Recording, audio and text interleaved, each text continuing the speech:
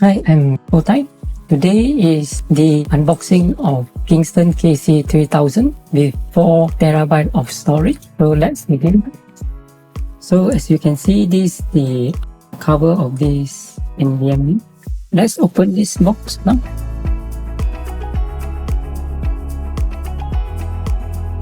Okay, it seems like right over here, it has a layer of some kind of heatsink. That's a thin layer of heatsink to transfer the heat of the NVMe.